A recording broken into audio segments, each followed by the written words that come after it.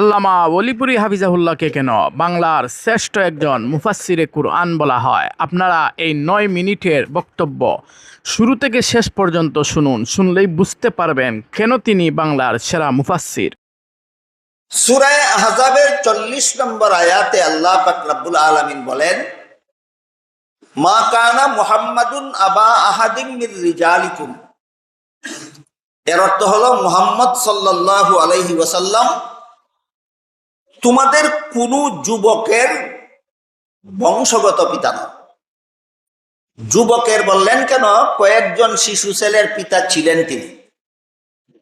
যেহেতু মুহাম্মদ সাল্লাল্লাহু আলাইহি ওয়াসাল্লাম কয়েকজন শিশু ছেলের পিতা ছিলেন, এই জন্য কোন ছেলের পিতা নন বলেননি আল্লাহ, কোন যুবকের পিতা নন বলেছেন। রাসূল করিম সাল্লাল্লাহু আলাইহি ওয়াসাল্লামের ঘরে যে সমস্ত ছেলে সন্তানগণ জন্মগ্রহণ করেছিলেন তারা শিশুকালেই ইন্তেকাল করেছিলেন।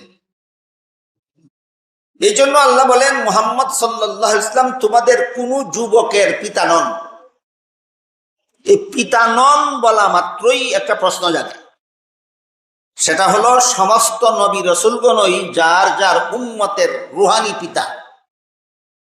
তাহলে আল্লাহ যে বললেন পিতা নন, উম্মতের রুহানি পিতা হওয়াটা নবীর বৈশিষ্ট্য।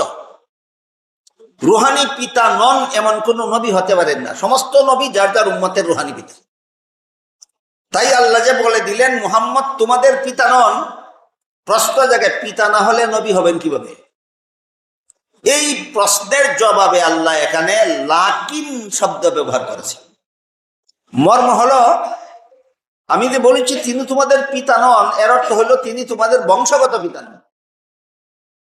তাই লাকিন শব্দের দ্বারা আল্লাহ বোঝাতে চান, যদিও মুহাম্মদ সাল্লাল্লাহু আলাইহি ওয়াসাল্লাম তোমাদের বংশগত পিতা নন, কিন্তু যেহেতু তিনি আল্লাহর রাসূল, সেই হিসাবে তিনি তোমাদের রুহানি পিতা, আধ্যাত্মিক পিতা। ক্লিয়ার হয়ে গেল আয়াতের প্রথম অংশের বিষয়টা। আল্লাহ বলতেছেন মুহাম্মাদুর রাসূলুল্লাহ সাল্লাল্লাহু আলাইহি ওয়াসাল্লাম আমাদের বংশগত পিতা নন, কিন্তু তিনি যেহেতু আল্লাহর রাসূল তাই তিনি আমাদের রুহানি পিতা, আধ্যাত্মিক পিতা। আমি প্রায় সময় এই কথাটা ব্যাখ্যা বিশ্লেষণ করে থাকি যে আধ্যাত্মিক পিতা কাকে বলা হয়? যার পবিত্র আত্মার পরশে অপরের আত্মা পবিত্র হয় তাকে রুহানি বাবা বলা হয়, আধ্যাত্মিক পিতা বলা হয়। এখানে লক্ষ্য করার ব্যাপার হলো, কার পবিত্র আত্মার পরশে কার আত্মা পবিত্র হলো? নবীর পবিত্র আত্মার পরশে উম্মতের আত্মা পবিত্র হলো, এটার নাম ওই রুহানি বাবা। যার পবিত্র আত্মার পরশে অপরের আত্মা পবিত্র হয় তাকেই ইসলামী শরীয়তের পরিভাষায় রুহানি বাবা বলা হয়, আধ্যাত্মিক পিতা বলা হয়। তাই আল্লাহ পাক রব্বুল আলামিন বলেন মুহাম্মদ সাল্লাল্লাহু আলাইহি ওয়াসাল্লাম তোমাদের কারো বংশগত পিতা না হলেও যেহেতু তিনি আল্লাহর রাসূল তাই তিনি তোমাদের আধ্যাত্মিক পিতা। আরেকটু গভীরভাবে লক্ষণীয় ব্যাপার হলো, নবীর জন্য বেগুনাহ হওয়া এটা আমাদের নবীর একক গুণ না, সকল নবীর ব্যাপক গুণ। উম্মতের জন্য রুহানি পিতা হওয়া আমাদের নবীর একক গুণ না, এটা সকল নবীর ব্যাপক গুণ। সিফাতে আম্মা আর সিফাতে খাসসা যাকে বলা হয়। বেগুনাহ হওয়া সকল নবীর জন্য সিফাতে আম্মা, উম্মতের রুহানি বাবা হওয়া সকল নবীর জন্য সিফাতে আম্মা। অথচ হাদিস শরীফে রাসূল করিম সাল্লাল্লাহু আলাইহি ওয়াসাল্লাম বলেন, ইন্নাল্লাহা ফাদ্দালানি আলাল আম্বিয়া ওয়া ফাদ্দালা উম্মতি আলাল উমাম। এর অর্থ হলো আল্লাহ আমাকে সমস্ত নবীগণের উপর আলাদা মর্যাদা দান করেছেন এবং আমার উম্মতকে সকল নবীর উম্মতের উপর আলাদা মর্যাদা দান করেছেন। তাই বেগুনাহ হওয়াটা আমাদের নবীর আলাদা গুণ নয়। উম্মতের পিতা হওয়া, রুহানি পিতা হওয়া আমাদের নবীর আলাদা গুণ নয়। যেহেতু আল্লাহ আমাদের নবীকে আলাদা গুণে গুণান্বিত করেছেন, অনেকগুলি একক গুণে গুণান্বিত করেছেন, তাই আল্লাহ পাক রব্বুল আলামিন আমাদের নবীকে আমাদের রুহানি পিতা সাব্যস্ত করার সাথে সাথে একটা একক গুণবাচক উপাধি উল্লেখ করেছেন, ওয়ালাকিন রাসূলুল্লাহি ওয়া খাতামান নাবিয়্যিন। তোমাদের নবী অন্যান্য নবীর মতো শুধু নিজের উম্মতের রুহানি বাবা নন, বরং কোন নবী রাসূলকে আমি খাতামুন নবিয়্যিন উপাধি দান করিনি, একমাত্র তোমাদের নবীকে খাতামুন নবিয়্যিন উপাধি দান করেছি। এটা তোমাদের নবীর একক গুণ। খাতামুন নবিয়্যিন হওয়া আমাদের নবীর একক গুণ, উম্মতের রুহানি বাবা হওয়া সকল নবীর ব্যাপক গুণ। সিফাতে আম্মা আর সিফাতে খাসসা যাকে বলা হয়। কাজে এখানে আল্লাহ আমাদের নবীর একক গুণের বিবরণ দিতে গিয়ে আমাদের নবীকে একটা উপাধি দিয়েছেন, সেটা হলো খাতামুন নবিয়্যিন।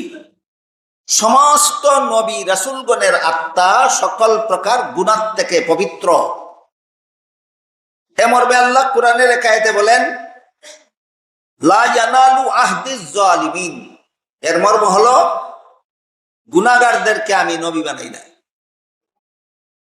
আল্লাহ কোন গুনাহগারকে নবী বানান না, আর যাদেরকে নবী বানান তারা জীবনে কোনোদিন গুনাহ করেন না। সমস্ত নবী রাসূলগণের জন্য এটা আল্লাহর পক্ষ থেকে একটা সামগ্রিক মূলনীতি। মাদ্রাসার পরিভাষায় বলা হয় কায়দায়ে কুল্লিয়া। সমস্ত নবী রাসূলগণের বেলায় আল্লাহর এই ঘোষণাটা সামগ্রিক মূলনীতি। সমস্ত নবীগণ আজীবন বেগুনাহ। কাজেই কোন নবীর জীবনের কোন একটা ঘটনাকে যদি কেউ মন গড়া ভাবে ব্যাখ্যা করে, তাহলে মন গড়া ব্যাখ্যার দ্বারা নবীকে গুনাহগার সাজাতে পারে। কোন নবীর জীবনের কোন ঘটনাকে গুনাহগার সাজানো যায় সহিহ ব্যাখ্যার দ্বারা না মন গড়া ব্যাখ্যার দ্বারা? মন গড়া ব্যাখ্যার দ্বারা। একটু সময়ের জন্য যদি মন গড়া ব্যাখ্যাটা মেনে নেওয়া হয়, তাহলে আল্লাহর সামগ্রিক মূলনীতি লঙ্ঘন হয়ে যায়। কাজে যে কোনো নবীর জীবনের যে কোনো ঘটনাকে ব্যাখ্যা করতে হলে আল্লাহর ঘোষিত সামগ্রিক মূলনীতি বজায় রেখে ব্যাখ্যা করতে হবে। এই জন্যই আপনারা দেখে থাকবেন আহলে সুন্নাত ওয়াল জামাতের মুফাসসিরিন কেরামের তাফসীরের কিতাবে যখন ওই নবীর গুনাহ এই দুই শব্দ সম্পর্কিত আলোচনা আসে, তখনই তারা নবীর জীবনের এই ঘটনাগুলিকে এমন ভাবে ব্যাখ্যা করেন যেভাবে ব্যাখ্যা করলে আল্লাহর সামগ্রিক মূলনীতি বজায় থাকে। অতি অল্প সময়ে 1-2 মিনিটে আমি একটা উদাহরণ আপনাদের সামনে তুলে ধরি। হযরত আদম আলাইহিস সালামকে আল্লাহ জান্নাতে দিয়ে নিষিদ্ধ গাছের ফল খেতে, একটি গাছের ফল খেতে নিষেধ করেছিলেন, কিন্তু শয়তান আদমকে ধোঁকা দিয়ে নিষিদ্ধ গাছের ফল খাওয়াইছিল। এখানে যদি ঘটনাটাকে আপনি এভাবে ব্যাখ্যা করেন যে আল্লাহর আদেশ নিষেধ লঙ্ঘন করলেই তো গুনাহ হয়, কাজে আদম যেহেতু আল্লাহর নিষেধ লঙ্ঘন করেছেন, আদম গুনাহ করেছেন। এই ধরনের অপব্যাখ্যার জবাবে আহলে সুন্নাত ওয়াল জামাতের মুফাসসিরিন কেরাম তাফসীরের কিতাবে বিভিন্ন জবাব লিখেছেন। এর একটা জবাব আজকের মতো আপনাদের শোনাই। মানুষের জীবনের কোনো কাজের দ্বারা সওয়াব হয় অথবা কোনো কাজের দ্বারা গুনাহ হয়, দুনিয়ার জীবনে, জান্নাতি জীবনে নয়। জান্নাতি জীবনের কোনো কাজের সাথে সওয়াবেরও কোনো সম্পর্ক নাই, গুনাহরও কোনো সম্পর্ক নাই। আদম যেহেতু আল্লাহর নিষিদ্ধ গাছের ফল খেয়েছিলেন, জান্নাতি জীবনে এই কাজের সাথে সওয়াবেরও কোনো সম্পর্ক নাই, গুনাহরও কোনো সম্পর্ক নাই। সুতরাং এই ঘটনাও ঠিক রইল, আল্লাহর মূলনীতি অলঙ্ঘন হইল না। এই পদ্ধতিতেই আহলে সুন্নাত ওয়াল জামাতের যত মুফাসসিরিন কেরাম যত তাফসীরের কিতাব লিখেছেন, সব মুফাসসিরগণ এই নবীগণের জীবনের যেই ঘটনাকে ভুল ব্যাখ্যা করলে গুনাহগার সাব্যস্ত করা যায়, ওই ভুল ব্যাখ্যা এর বিপরীতে এমন একাধিক সহিহ ব্যাখ্যা করেছেন যে সহিহ ব্যাখ্যার দ্বারা আল্লাহর সামগ্রিক মূলনীতি বজায় থাকে। যাই হোক, সমস্ত নবী রাসূলগণের আত্মা যেহেতু বেগুনাহ, এই কথাটা এতক্ষণ আলোচনা করলাম যে সমস্ত নবী রাসূলগণের আত্মা সকল প্রকার গুনাহ থেকে পবিত্র। তাই নবী রাসূলগণের সংস্রবে যারা যায়, নবীগণের কথা যারা শুনে এবং নবীগণের কথা মতো যারা জীবন যাপন করে, তাদের আত্মাটাও শেষ পর্যন্ত পবিত্র হয়ে যায়।